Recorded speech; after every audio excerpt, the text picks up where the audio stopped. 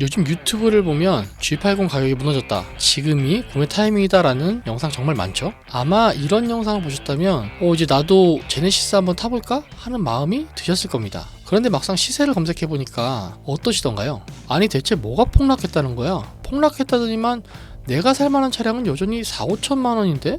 이런 생각하신 분들 많이 계실 겁니다. 과연 그 차이는 어디서 오는지, 그리고 딜러들이 왜 폭락이라고 이야기하는데도 정작 가격은 비싸다고 느껴지는 건지 그 진짜 이유를 한번 말씀드려보도록 하겠습니다. 또한 G80 구매를 고려하시는 분들을 위해서 나에게 맞는 차량 고르는 법과 구매했을 때 후회하실 분들의 특징을 함께 설명드릴 테니까 영상 끝까지 시청해 주시기 바랍니다. 먼저 G80이 안 팔려서 가격이 떨어진다 라는 말이 있는데, 실제 시장 데이터를 보면 최근 3개월 동안 판매된 G80은 958대입니다. 그렇다면 1년 전에는 얼마나 판매됐을까요? 1년 전 3개월 판매 대수는 883대입니다. 즉 1년 전보다 현재 훨씬 더 잘 팔리고 있습니다. 그렇다면 딜러들이 말하는 G80 가격 폭락은 미끼이고 거짓말일까요? 아닙니다. 시세가 떨어진 건 사실이지만 이전보다 더 비싸게 팔리던 시세에서 지금 수준으로 떨어진 것인데, 이는 역설적으로 그동안 가격 방어가 정말 잘 됐다는 이야기를 의미하기도 합니다. 아니 그럼 왜 이렇게 가격 방어가 잘 되는 거야? 라는 생각이 드실 겁니다. 그 이유는 기본적으로 인기가 많은 차량이기 때문이죠.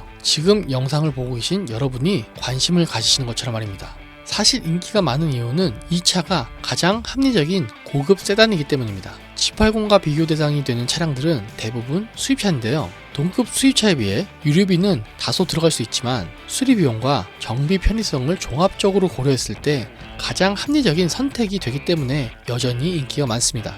수입차는 정비소 선택이나 부품 가격, 부품 수급까지 여러모로 제네시스보다 불리합니다. 만약 도심 지역이 아닌 외곽 지역에 거주하신다면 이 차이는 더 쉽게 체감할 수 있을 겁니다. 그렇다면 작년보다 많이 팔릴 정도로 수요가 많은데 그럼에도 불구하고 시세가 떨어진 이유는 뭘까요? 그 이유는 시장의 매물이 이전보다 훨씬 많이 나왔기 때문입니다. 그렇다면 왜 갑자기 매물이 많아졌을까요? 많은 분들이 리스나 렌트 계약이 만료되면서 차량이 쏟아져 나왔다고 말씀하시는데, 물론 그 영향도 있겠지만 사실 리스 렌트 차량의 계약 만기 시점은 신차 출고 후 3년에서 5년 사이에 고루 분포되어 있습니다.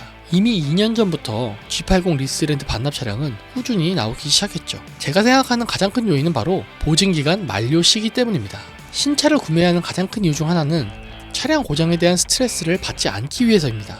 그래서 신차를 구매하시는 분들 중 상당수가 보증기간이 조금 남았을 때 차량을 판매하시곤 합니다. 제네시스의 보증기간은 5년 또는 10만 킬로입니다. 엔카에서 보시다시피 5년 정도 된 20년식에서 21년식 매물이 22년식에서 23년식보다 압도적으로 많은 것을 볼 수 있습니다. 특히나 고급 대형 세단을 운행하는 고객일수록 보증기간의 영향을 크게 받기 때문에 이 시점에 맞춰 차량을 교체하시는 분들이 늘어나는 것으로 판단됩니다. 제네시스 G80 RG3 모델이 출시된 시점은 2020년부터입니다. 아마 2025년부터 G80 가격 떨어졌다는 영상을 많이 보셨을 텐데요. 이때가 딱 출시 5년 되는 시점이죠. 그렇다 해도 내가 살만한 차를 찾아보면 여전히 비싸다고 생각하시는 분들이 많습니다. 가끔 싼 차량도 보이지만 막상 탈만한 차량의 가격은 높다고 느끼시죠?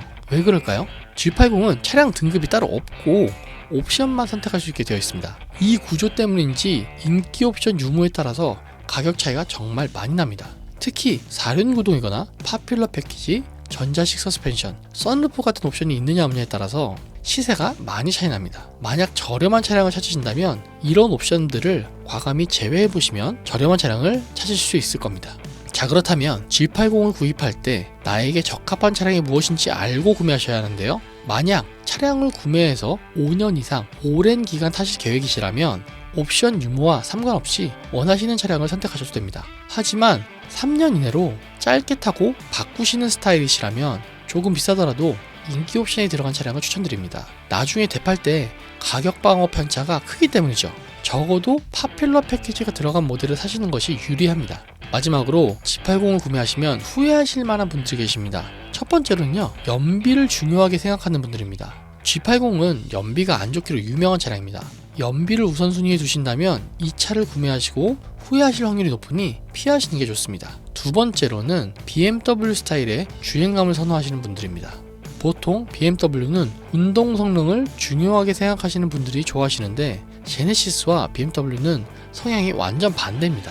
제네시스는 편안하고 부드러운 주행 성능에 포커스가 맞춰져 있기 때문에 역동적인 성능을 원하시는 분들은 답답함을 느끼실 겁니다. 그러니 운동 성능을 중요시 하신다면 제네시스를 피하는 것이 좋습니다. 오늘 내용 정리해드리겠습니다. G80이 안 팔려서 가격이 떨어진다는 게 아니고 팔리고 있음에도 매물이 늘어나는 속도가 빠르기 때문에 시세에 영향을 준 것입니다. 매물이 늘어난 핵심 이유는 보증기간 만료 시점에 맞춰 차량을 판매하는 분들이 많기 때문이죠.